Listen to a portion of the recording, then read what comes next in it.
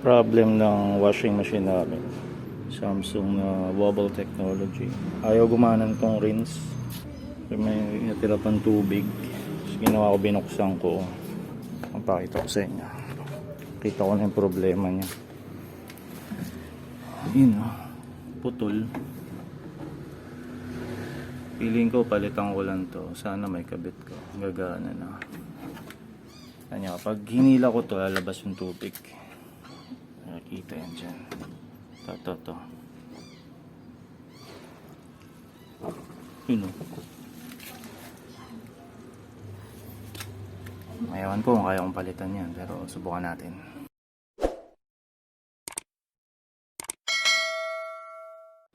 Ito mga boss. Medyo matatanggal ko na ito. Itong connector na to, ayan, itong dilaw and black, tinanggal ko muna dun sa likod.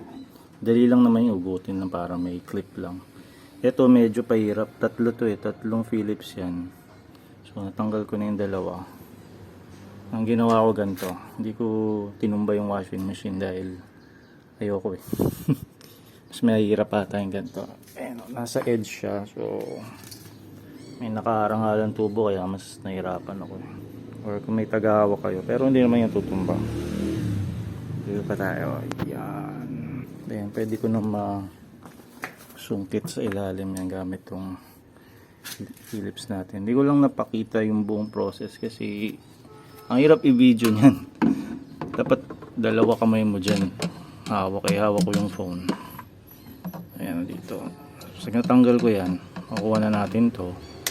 Naputol yan dito. Dito nakakabit yan. Doon sa tingin ko. Ito sa tingin ko kailangan ko rin tanggalin. Pero mukhang madali lang to. Parang ito lang. I-remove natin dyan. Hilahin lang to. Eh yun. So banatan ko muna to. Ito na lang titira eh. Nalaglag na yan eh. Okay, next mga bros.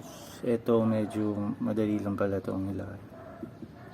I-expand nyo lang to. Then push nyo pababa. Yan o. Kaya na isang kamay. Yun o. Tanggal na siya. Problema ko, eto hindi ko matanggal to. So hindi ko napakikialaman kasi plastic lang siya. Baka maputol pa, mas dumasa. Kaya naman natin ipasok ang kable dito. Yun lang siya.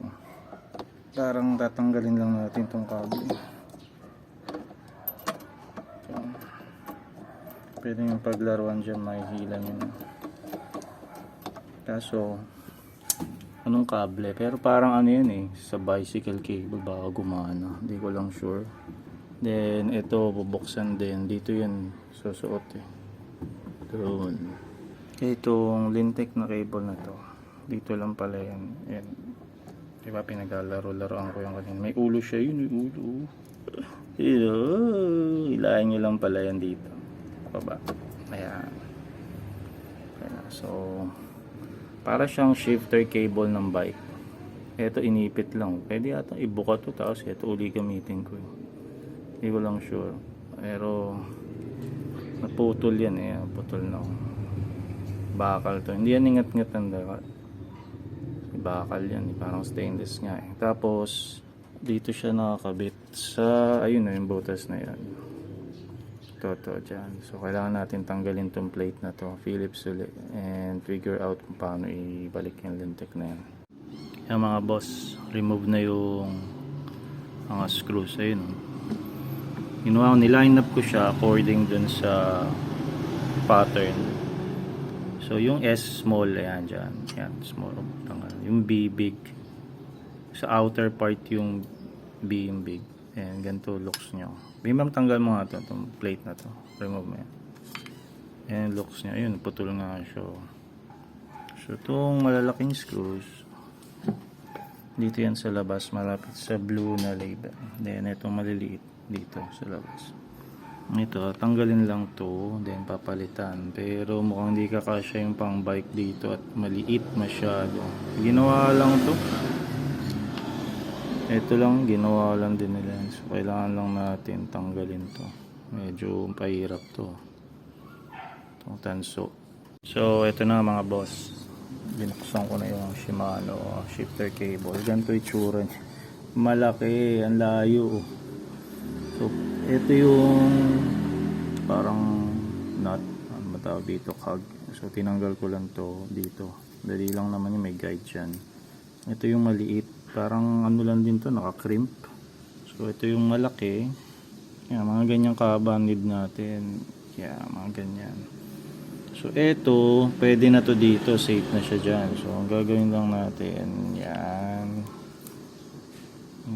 Putol tayo ng ganyang kahaba. Ang problema ko na lang, ito tong crimp na to. Ito madali itong panipisin kasi i-untanggal mo lang yan. Pwede nang maging manipis.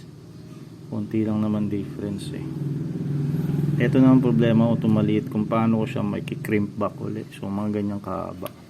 Puputol ako dito. Sana gumana. Kung madali itong papayatin, parang ano lang yan tirintas. So same sila dito. Pwede akong bumili, may alam ko may nabibilan na pang crimp pero hindi ko alam kung saan makakabili. Parang pinitpit lang to Hindi ko lang din sure baka nakahinang to. Ito hindi ko nagagalawin to. Ito yan yung papasok dito. Pasok naman to. Feeling ko pasok yan dyan. Pasok nga. Kaya angat lang. Pasok pwede. Mas malaki to. So hindi pa ako 100% sure kung gagana. Pero pwedeng subukan. Hindi ko pa ni-modify ito. Pasok na yun. Ayun, pasok. Pwede nang hilahin. Hihila na yan. Hindi ko pa nabawasan yan. Change of plans tayo mga boss. Hindi na ako magre-recrimp. Parang ganito na ang gusto kong gawin. So dalawang Shimano cable gagamitin ko. Kaya may itsura niya. Gagawin ko na lang, siguro gagawa ko ng parang plate na may locking bolt, iipit yan. So in that way, pwede kong paglaruan yung haba niya. Kung gaano kahaba gusto ko, maikli. Kasi hindi ko alam kung ano talaga yung saktong size nito Tapos, isa pang problema, pag ganun na approach gagawin ko, to. Hindi ko alam. Definitely hindi kakasya to. Ayoko naman i-modify to, pero pwede rin natin palakihin itong butas para kumasya to. Ayan. Para kumasya siya dyan. Kasi ano lang naman yun stopper. Or, another approach, ito yung kikilin natin. Siguro mas maganda ito munang kikilin natin kasi kung kamali, wala tayong problema. Ang dami kong ganito. 700 pieces dati yung ganyan ko. Ngayon sa 400 na lang. So yan. Pwede dyan. Tapos ito kasya naman dito. Madaling bawasan to itong tabaan ito Then ang problema ko na rin nga, file ko to para kumasya dito. And then yung connector gagawa ko ng parang double plate. Tapos may dalawang lock nut para mag clamp. Yun lang ang medyo mahirap. Para kasing hindi uubra pag magre-recrimp ako dito Hindi ko lang din sure kung reusable to or meron naman akong pang clip. Nasaan yung yung tool pin kaso hindi ko alam kung gagana yun meron dito yung parang kasama dito Shimano cable yung pang crimp niya mismo kaso sa tingin ko malakas ang puwersa ito yan ang panlock niya baka matanggalan to or gamitan natin ng super glue welding. So ito medyo kumasya na siya dyan. Binawasan ko lang shifter cable ng 6 na strands. Then nakikil na to. Yan, na-grinder na yan. Grinder. Kikil lang, maliit na siya. Papasok na yan dito. Pasok na yan dyan mamaya. Siguro konting kikil pa. Ito na yung nangyari sa kanya. Napasok ko na. Ito madali lang ipasok tong plastic na to. May guide kasi yan tsaka Phillips lang kailangan. So ito na yung shifter cable. Originally ganito yung looks niya Ang layo na. Ang liit diba? Ito yung original na looks. Gagawin ko na lang dito. Palak ko. I-clamp ko to. Na-try ko lang naman to kagabi. Gumana. Hindi ko lang na video kasi nga madilim na. So parang ganito. Balak kong gawin yan. Yan pala yung kagabi. Then itong washer, tapos itong bolt, double bolt pwede rin to. Tapos may konting thread locker, parang maroon na kulay. Kailangan to masikip para hindi siya kumalas. Yan, sikipan ko na lang to. gamit tong ang tawag dito, adjustable wrench. Yan tayo mga sis.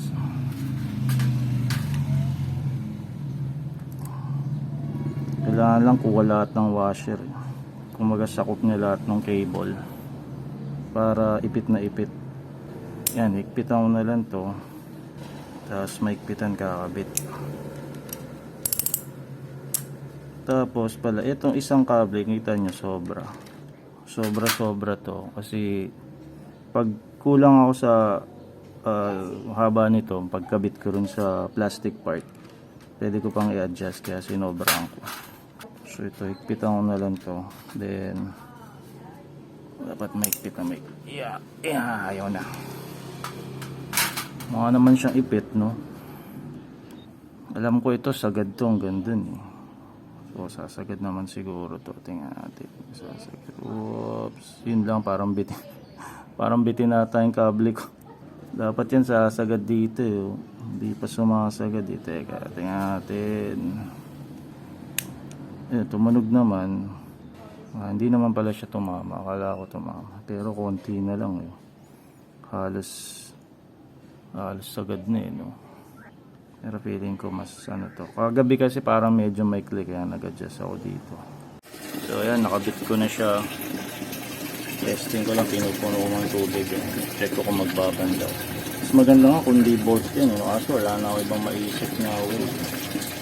Gumana naman to kagabi. Tingnan natin ngayon kung gagana uli, kung magbabawas siya ng tubig. Yan. Tuyo. Walang laman. Antayin ko lang mag-rinse to. Pakita ko sa inyo kung gagana. Well, kung may iba pa kayo idea, maganda, upload yun na rin para yun ang susubukan ko next time. Ayan, mandar na. Antayin ko lang mag-rinse.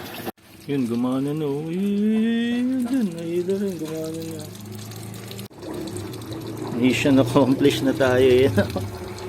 Nagbabawas na siya ng tubig. Last time di yan nagbabawas. Gumana naman. Kaya tingnan natin. Hindi naman humarang yung cable, yung bolt. Hirap eh, yung nakaharang yun. Doon lang siya. Nakahila, humila siya. Babawas na siya. Babanlaw na. Ayos. Pwede na yan.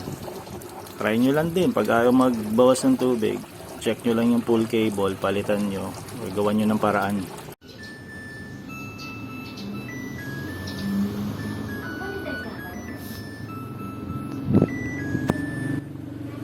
Mission accomplished.